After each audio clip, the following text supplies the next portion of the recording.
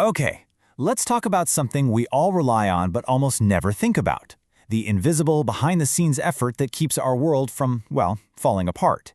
It's not magic that keeps our bridges standing and our internet running.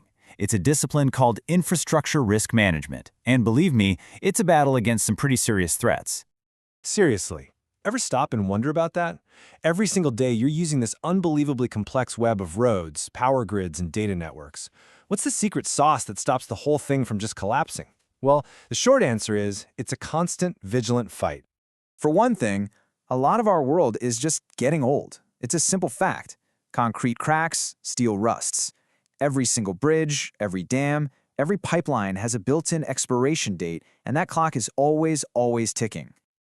On top of that, we've got the planet itself pushing back harder than ever. We're talking more floods, more storms, more extreme weather events that are stressing our infrastructure in ways the original builders could have never imagined.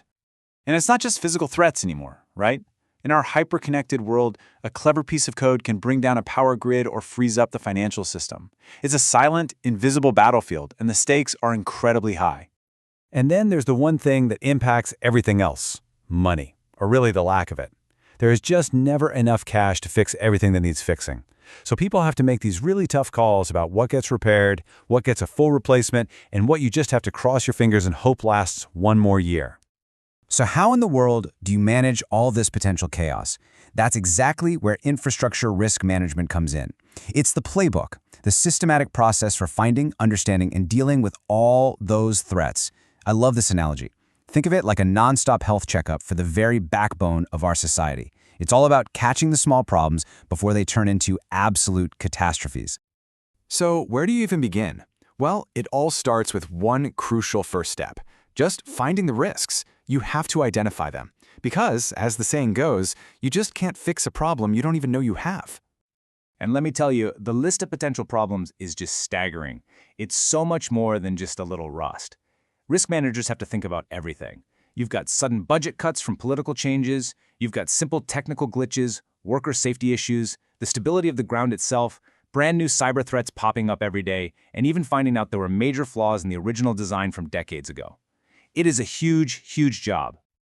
Okay, so once you've got this gigantic, overwhelming list of everything that could possibly go wrong, what's next? You have to make sense of it all. This is the analysis phase. It's all about figuring out which risks are, just minor headaches and which ones are genuine ticking time bombs. And there are basically two main ways to do this. On one side, you have qualitative analysis. This is all about human expertise, getting seasoned professionals in a room to use their experience and, frankly, their gut instinct to categorize risks. They're asking, realistically, how bad could this get? Then on the other side, you have quantitative analysis. This is all about the cold, hard data. It uses mathematical models to calculate the precise probability of something failing and what the exact impact would be. The best strategies, of course, use a healthy mix of both. So, you've found the risks, you've sized them up, now it's time for the most important part: doing something about it. This is the action plan. This is where we stop talking and start fixing. And this isn't just random guesswork. The pros follow a really clear logic called the hierarchy of control.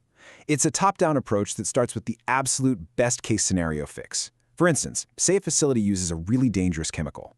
The number one best solution is to eliminate it. Just redesign the whole process so you don't need it. Can't do that?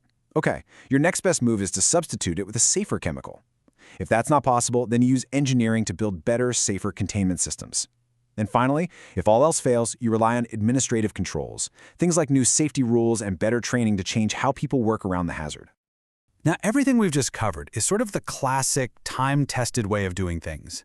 But technology is pushing this whole field into a really exciting new era. We're moving from just reacting to problems to actually predicting them before they can even happen. First up, of course, is artificial intelligence. AI models can chew through massive amounts of data and spot these tiny, almost invisible patterns that are the early warning signs of a failure. This lets crews make repairs before something actually breaks. It's a total game changer. Then you've got something called Building Information Modeling, or BIM. The easiest way to think about this is creating a digital twin of a building or a bridge. This perfect virtual copy lets managers spot risks in real time, simulate potential problems, and test out solutions all before anyone even breaks ground. And maybe the most powerful tool of all is the explosion of real-time sensors. We can now embed thousands of tiny sensors on our bridges, inside our pipelines, and all across our power grids. They feed back a live, constant stream of data on structural health. It's like we're finally giving our infrastructure its own nervous system.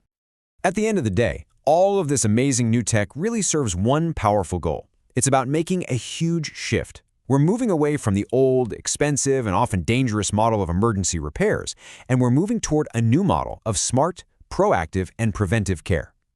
Which brings us to one last, really big question to think about.